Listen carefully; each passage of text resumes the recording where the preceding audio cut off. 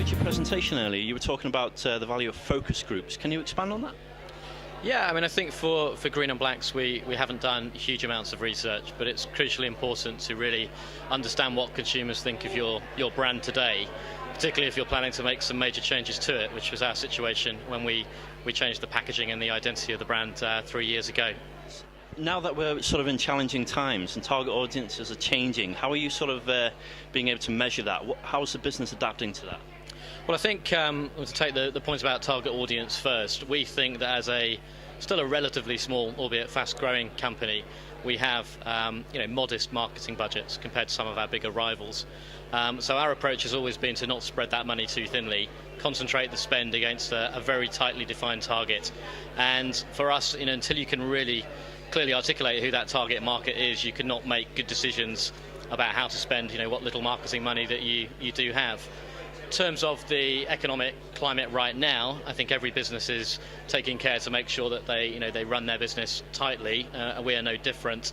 I think for Green&Blacks, the one thing we will not compromise on in the difficult times is the quality of our chocolate. So that's where our investment will remain, and it may be that we run the business a little tighter in terms of advertising and other discretionary spend items such as that. One more question. Ben from Yo Valley earlier said in his presentation that it's good to be confident in terms of new products, not go overboard, but have 2 or 3 new products. Are you of the same sort of mindset?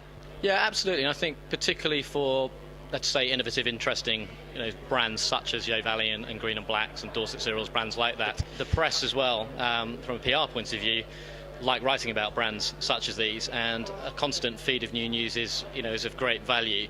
Our approach on new product development has been to remain again tightly targeted, but feed new items through to the trade. We tend to do it in a way where we start very small, test them perhaps with 1 or 2 selected retailers, and really, rather than doing too many focus groups, we learn by live market testing.